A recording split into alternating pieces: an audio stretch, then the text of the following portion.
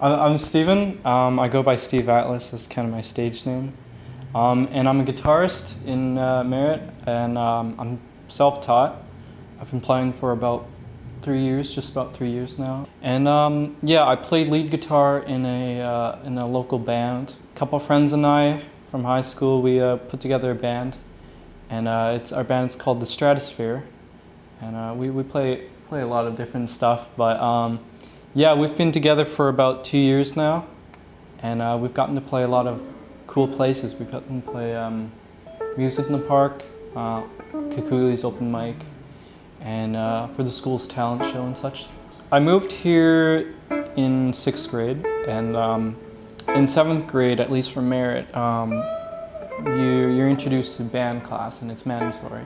So that's kind of how I started with music, with my first band class.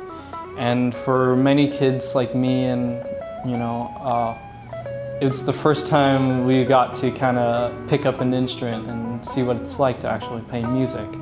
I started on trumpet. I played trumpet throughout grade 7, and I liked it. And I didn't look back. That was kind of it for me. I played trumpet all through grade 8, grade 9, and grade 10. And just after grade 10, I kind of stopped playing trumpet and discovered guitar, which honestly just changed my life. Well, when I first started guitar, I was listening to all the classics. The thing that was always playing in my headphones was like Zeppelin, Pink Floyd, some AC/DC, stuff like that, all the classic stuff, all the rocker stuff. So that got me started. That is until a band called Capilano, which not really many people know of, but that band was the band that got me really into guitar. They play rock, but they have some soul, blues, and little country and little things that make their sound, and that really inspired me because I didn't really branch out to different genres. I believe it was the song No Good, which you should check out, it's great.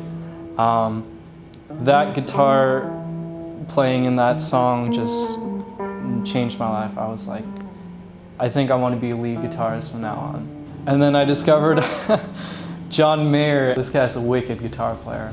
John Mayer is a huge inspiration behind me. Like everything I do, there's a little bit of John Mayer stuff in there. I mean, like from stuff like a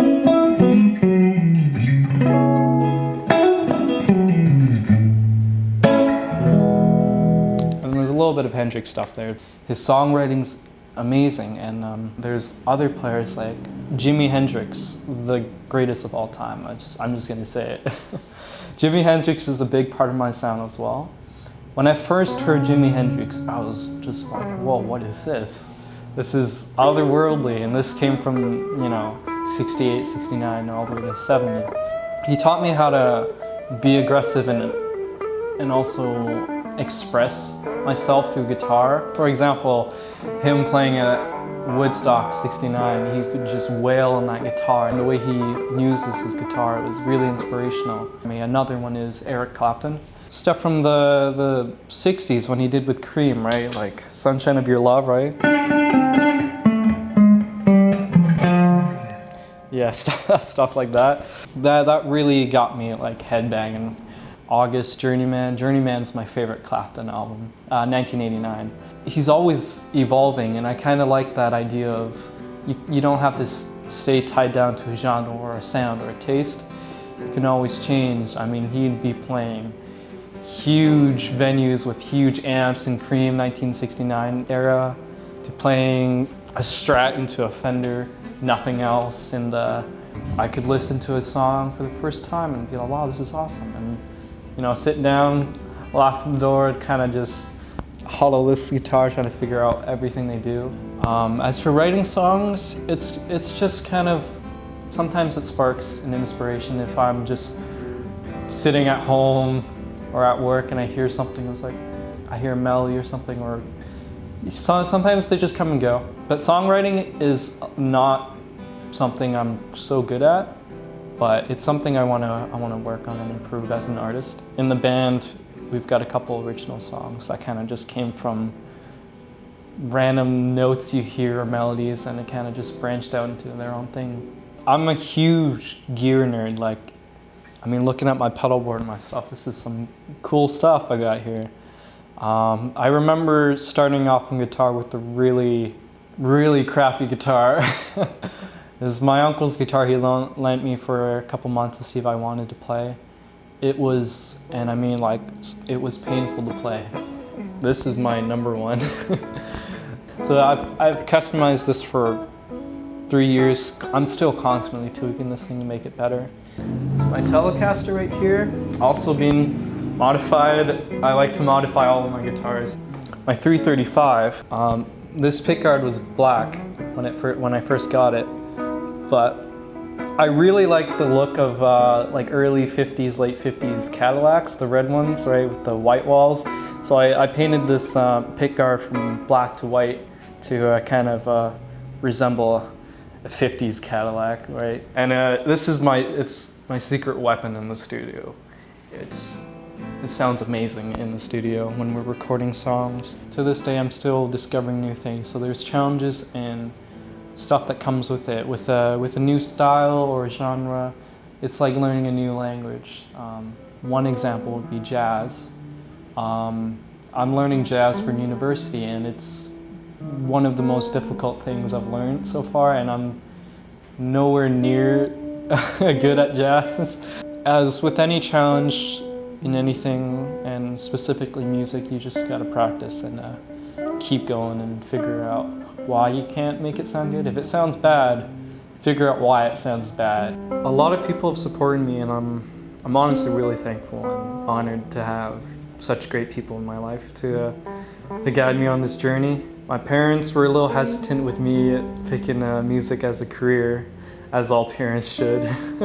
I'm glad my parents are on board with it and they support my decision. And they're huge fans. Like they would just talk non-stop about my music at work and tell everyone about my gig coming up or anything like that. My teachers especially, like, I don't think I'd make it this far without my teachers, like my music teachers.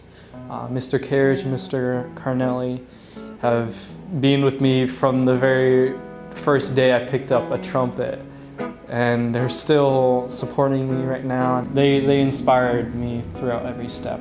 Even people like Yano and Denise over at the Arts Councils, huge fans, and it's great to hear the feedback.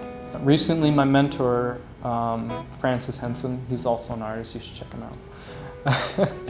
He's like an older brother to me now. He's like a mentor to me, and he's helping me really sharpen my tools for university and becoming a mainstream artist in the future. I'm a pretty shy person on the outside, but with music it's really helped me kind of be a little bit more open about who I am. As someone who's pretty introverted, it's kind of tough for me to be outgoing and be the life of the party. But with music and my guitar playing, it helps me speak out when I can't really say it. Sometimes notes speak louder than words, that's what I like to think. Playing for music in the park was just one of the greatest things I've ever done.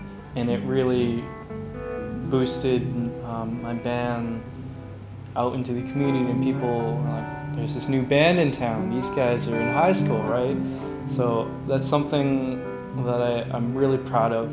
I volunteered to teach guitar for like grade 6 and 7s at like Diamondvale and Central School, which was really fun. It was different than what I'm used to, but it was cool to see these really young kids pick up a guitar, and for them to see someone somewhat their age play guitar and actually play at venues and stuff and have a band, I think it really inspired them.